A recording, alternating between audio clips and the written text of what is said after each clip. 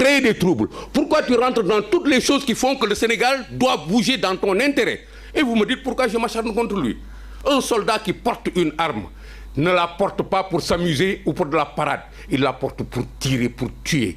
Et quand l'ennemi est là, c'est l'ennemi du Sénégal. L'ennemi du Sénégal, là, Ousmane Sonko. Et moi, je considère que man, ci fi ma toll ci at, fi ma toll ci responsabilité, benn prototype là ci ñi nga xam ni ils ont le devoir de réagir. Je n'ai rien contre Ousmane Sonko, maa la ko gën a xam. Je l'ai vécu politique rek la ñu séq. Bi ma koy bàyyi ci biir politique dama ko bàyyi ndax politique. Ndax ni muy doxale politique. Bi may wax ci moom yi tamit politique dong la. kon àndoon nga ak moom. musuma ànd ak moom dañu doon ànd. Parce que question boobu dafay am nu mu koy présenté dafa mel ni Ousmane Sonko est sorti de la forêt dëkk ci kanam avec ses drapeaux ñëpp topp ci kanam ànd ak moom. Déedéet, c'est pas comme ça. Moi j'étais tranquillement chez moi, fraîchement sorti de la police. Ousmane Sonko dégg ñu naan commissaire Keita mu daw. ñëw jonkan tous les jours il était dans mon salon. Je le voyais presque 3 fois par semaine. On était ensemble tous les week-ends pendant des mois et des mois.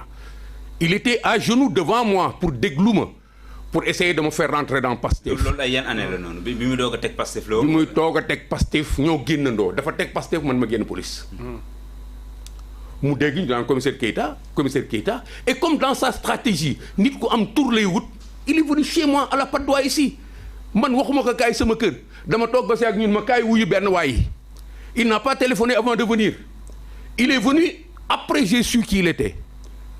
Et il s'est branché sur moi pendant des mois et des mois. Je le disais hier, Ousmane Sonko a tout fait pour que je rentre dans Pastef. Je lui ai dit non. Il m'a même corrompu. Ah bon? Ah oui. Il m'a corrompu. Il m'a géré. Il était tout le temps chez moi. Su génnee dem dellu si foog ne man dama pauvre. Il prend son argent, il me donne. Il me dit kaay ñu def nii kaay ma change. Est-ce que loolu corruption nga ko mën a tuddee? C'est de la corruption. Pour que dans la démarche, il n'était pas dans l'argument bi ñuy def nii. Mais il a trouvé un mais mën na ko def ci yéene bu rafet rek. di seet si nit ki yow yaay wax yéene bu rafet mais man mi doon subir. Je savais que la finalité de ce qu'il faisait c'était pas que daf ma yéene mais dafa bëgg ma dugg Pastef ma ànd ak moom dans ce jeu. démb rek ma ànd ak moom dans ce jeu di ko xool ba xam ni kii fi mu jëm du ma ko fekkee ëllëg du ma ko seedeel ëllëg ma bàyyi ko quand beaucoup de gens qui sont avec lui aujourd'hui n'étaient pas avec lui quand beaucoup de gens qui sont aujourd'hui avec lui à commencer par les Guy Marius Sagna mën naa wax ni acteurs yi rapproché boobu monde ci laa bokk Cheikh Tidiane Dièye qui est avec lui il faut que les gens sortent de la forêt nit ñi di wax Sénégal gi ñoo ko bokk mais les gens par lâcheté par rapport à leur pays ne parlent pas ils sont terrés dans leur trou. Pourquoi? Da nga naan bëgg naa sama réew ba maa ngi def politique. Quand quelqu'un comme ça se met à brûler la forêt, tu restes à côté de lui tranquille en espérant que mu jot ci pouvoir nga jot si. Je les cite tous ces gens-là. Yabuma leen Mame Adama Gueye xam na ci dara parce que ñoo doon ànd ñun ñëpp ñoo doon ànd. Maître Mame Adama Gueye bu baax. Cheikh Tidiane Dièye et d'autres ñun ñoo doon daje qui sortent de la forêt.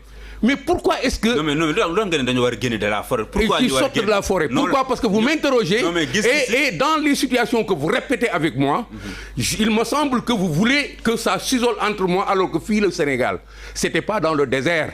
C'était dans cette forêt-là et nous vivions avec des gens. Aujourd'hui que je parle de lui, hier j'étais sur une télévision de la place, ils ont envoyé un commando, quelqu'un qui était avec moi quand je l'accompagnais lui. Pour essayer de démonter ce que je dis. Je l'ai renvoyé à l'infirmerie en lui disant d'aller dire à Ousmane Sonko de venir parler aux Sénégalais. Pourquoi vous voulez parler vous pour lui? Pourquoi vous ne me l'amenez pas ici aujourd'hui? Peut-être il est très grand, c'est un candidat présidentiable et moi je suis qu'un commissaire de police à la retraite mais bi muy ñëw sama kër taloon na ma bi muy jonkan sama salon taloon na ma bi muy ànd ak man ci oto taloon na ma bi muy gàddu ay keesu ganaar di indi sama kër taloon na ma parce que daf ma soxla woon. xam nga kon sekk ngeen teraanga yéen ñaar. du teraanga c'est de la corruption. mais ak wax na fi xaalis Moussa Ba wax na fi xaalis est-ce que yan somme la woon somme yu colossal la woon wala. c'est pas ay somme du ay somme colossal c'est-à-dire c'est quelqu'un qui gérait un quotidien d'entretien lu may dugg mooy fay su demee ba si yàgg dugal ci loxoom ci poche grand jàppal ci lii. il le faisait pourquoi? Parce que je suis beau. Non parce qu'il avait besoin de mon image. Et pourquoi je le dis ici? C'est parce que j'ai la conscience tranquille. Bi mu koy def xamoon naa fu ma nekk je savais que kii su ma ko nee non doo ma ko jox ça veut dire que li may bëgg xam ci moom du ma ko xam damay nangu je joue le jeu ànd ak moom. quelqu'un me disait hier quelqu'un que je connais bi sama oto paanee sama oto dafa paan la ne 200 000 sur la table. lui à ce moment c'était un simple inspecteur des impôts et domaines. Un simple inspecteur des impôts et domaines de 12 ans d'ancienneté et qui passait tout son temps à dépenser des sommes d'argent folles. Arrêtez de parler d'Ousmane Sonko, de sa vie.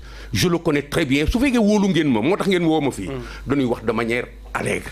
Sinon vous allez m'obliger de me lancer dans ces genres d'exercices de caniveau qui ne servent absolument à rien. Ni ngeen ko wóoloo ba di ko défendre wóoloo leen ma noonu man mi ñëw te la prochaine fois.